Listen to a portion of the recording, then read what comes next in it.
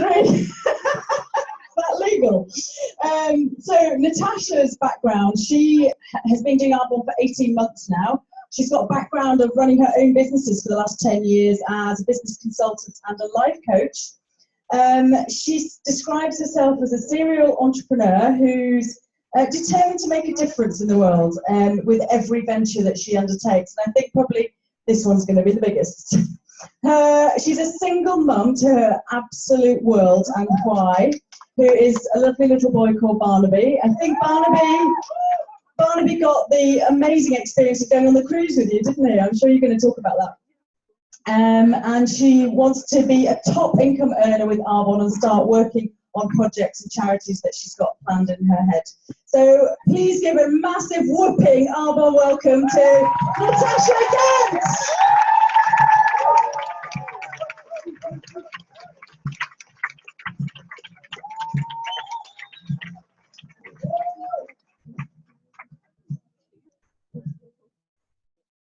Hello, I'm really excited to share my story with you all today. As Laura explained, I'm Natasha Gant and an area manager with Arbonne. I've been doing Arbonne for the last 18 months. I wanted to give you an insight into my background before Arbonne. I wasted my grammar school education due to believing I was far too cool and being on a journey of self-destruction and lost in a world of rebellion. I went through my teens and 20s surprising me enough, smoking. I had an excessive drug problem, involvement with gangs, constant struggle with my weight, serious problems with the law, and ended up crippled with debt of over £40,000. Surprising, hey? I had a good time.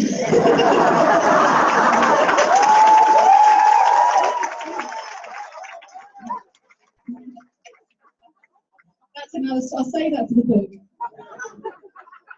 I'd always believed in myself. I had so much belief in my capability in work, success and leadership. I'd been a serial entrepreneur running over 6 successful businesses over time. I'd been recognised internationally, winning numerous awards, Young Entrepreneur of the Year and International Health and Fitness Manager of the Year, to name a few. In 2003, after a series of frightening events, I decided it was time to change, before seriously I thought I might end up dead. At this time, I met a partner who, to everyone's relief, was very stable. And a pilot. He definitely came into my life to save me, and it turned out I saved him too after he suddenly lost his mum to cancer.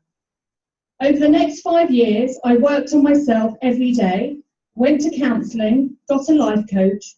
I read well over 41 self-help books, came off drugs, and ended up travelling the world with my then partner. We went to Kenya, Peru, Canada, America, and many more. My journey to a better me also included losing 5 stone. I've got to get back there. I'm on my journey back there. I trained as a holistic life coach and went down a very spiritual path that included shamanism. So here I was in 2008, feeling on top of the world and in the best shape of my life. No debt, no vices, financially free, in a £500,000 house. I really felt like I had it all, including an amazing partner. But one day I decided that change had to happen. And I knew the next part of my journey I was meant to do alone. So in September 2008, I split up from my then partner, moved out of our dream home and back to Leigh-on-Sea to start a new chapter of my life. Within 7 days, I began to feel lost, unstable and wondering whether I'd done the right thing, and spent most nights crying in my new flat. I had my dream business, felt in the best shape of my life, and after 5 years of self-development, I still wasn't developed enough. I got involved back in the same crowd, and believe it or not, the drugs started again. I started to date one of these guys who was really bad news, and my path fast-tracked again into addiction with him fast. In April 2009, the drugs had got hold of me again, and to my horror, I found out I was pregnant. All this just 7 months after leaving my partner. I knew I'd be facing this journey alone as a single parent, but my intuition told me I must keep the baby. I made the assumption that I'd be able to continue my business and my life and just have a portable car seat. How wrong I was. So on the 3rd of February 2010 at 7:55 p.m, my world changed forever. I was terrified, yet totally in love with this little man, and with the solid support of my parents, particularly my dad, who was my rock, my best friend, and my biggest supporter, I knew I would get through. Any parents in the room will know the overwhelming responsibility and 24/7 relentlessness of your first baby, and I was doing this alone. It was really intense. Anxiety kicked in, and I felt like I was drowning. I went back to work when Barnaby was just 3 days old, which is crazy, right? As I knew my business would suffer without my drive and passion, and I hadn't even slept for 5 days. Then on April the 7th of that same year, with Barnaby just 8 weeks old, I got a call that would change my life forever. My dad was diagnosed with bowel cancer. The scans and appointments came in thick and fast, and on the 14th of April, I sat next to my dad in the specialist room to hear the news the cancer had spread to his liver, and there was nothing they could do for him. It was terminal, and the chemo would start immediately. I actually believe in that moment my heart stopped. My whole world fell apart, and my 8-week-old baby was definitely my lifeline. So much for me made sense on a spiritual level now. I knew Barnaby was sent to save me from my journey of self-destruction, but more importantly, to meet my dad. Over the next 3.5 years, I had to dig deeper than I ever had known, but my priority was to spend every day caring for my dad and my son. I made some big decisions, left my health club business, and continued with my other business, and had the biggest financial roller coaster, getting back into debt, arrears with my mortgage, and having to sell my home, and numerous times, on top of everything else, we didn't have money to eat. That being said, I've had the most rewarding and life-changing journey over that 3.5 years, spending every moment with my dad, and I'm so grateful as you never get that time back. On August the 13th of 2013, my dad lost his brave battle. He has taught me so much, and his strength and courage and belief in me will always be an inspiration to me. Then last year, in the April, just 8 months after my dad passed, I decided to make a leap of faith and move to Hertfordshire to be closer to my sister and nephews to help me grieve and start my new business and step into a new life. Around this time, I was also consulting for one of my friend's new beauty salons in Essex. Justine had told me she had chosen the products for the salon, so I ticked that box off, and she said the company was called, anyone guess? Arbonne. So a series of events over the next 7 days unfolded, and I knew the universe was showing me a door that I needed to open. My journey began, and the following things happened. Number 1, I tried to reinvent the wheel, and I really did try to reinvent the wheel. After years of business consulting, I thought I had to do the business my way. I did 2 launches that honestly didn't resemble Arbonne launches as we know them, but I still managed to sign up 4 consultants at my first event.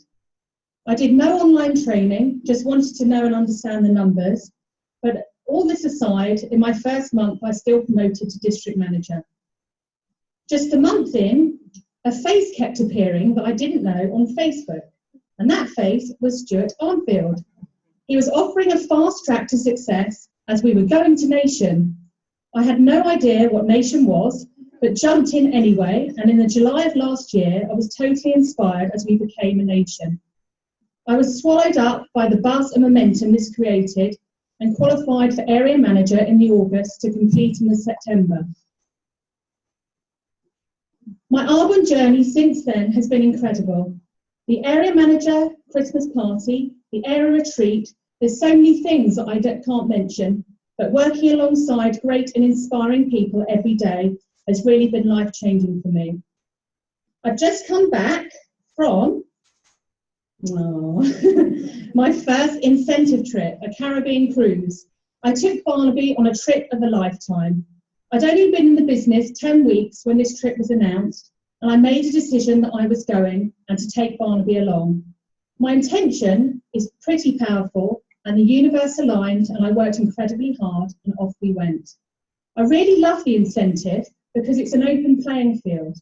So it's all based on your central district volume, so anyone truly can earn it. The last year, I've had lots to learn in the skill of my Arbonne business, and we're just going from strength to strength. At AAC in September, I earned my first Arbonne Award, the top central district sponsoring in the whole of Arbonne, UK.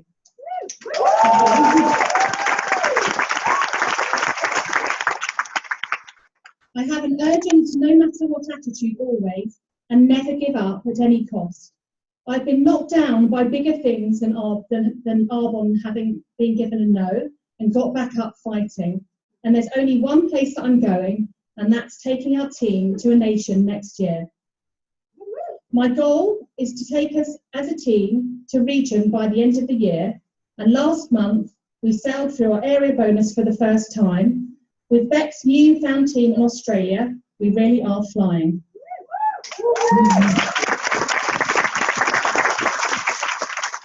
I still have business dreams outside of Arbonne and work as a business and life coach, but I truly know that Arbonne is a vehicle and platform I need to transform my own life and also thousands of people's lives globally for the better. My goal, as I said, is to take our team to nation in 2016 and empower thousands of people that they can really live the life of their dreams. I know my story will inspire people that no matter what, you really can have it all. Life is too short, and losing my dad empowers me every day to live in the moment and grasp every opportunity with both hands. There is definitely no time to wait, so be urgent. I just want to ask you, what are you waiting for? And just to close, I want to share with you a few top tips. So if you've got a pen and paper handy. Okay, so I've got 4 top tips for you. So number 1 is be urgent. Have a no matter what attitude and take action. Number 2, have a clear, huge vision of where you are going, and people will want to jump on and go where you're going.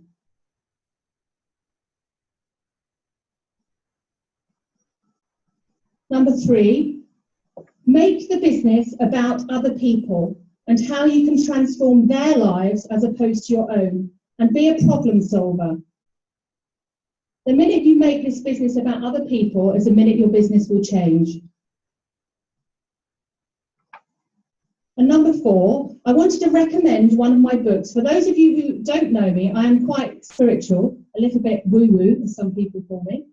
But one of the books I would encourage you to read is How You Can Heal Your Life by Louise Hay. That really helped me on my spiritual journey. So my last tip is work on you and your spiritual growth. Start meditating and opening other doors in ways to help you evolve. Once you have faith and are guided by your intuition, I truly believe that anything is possible. Thank you.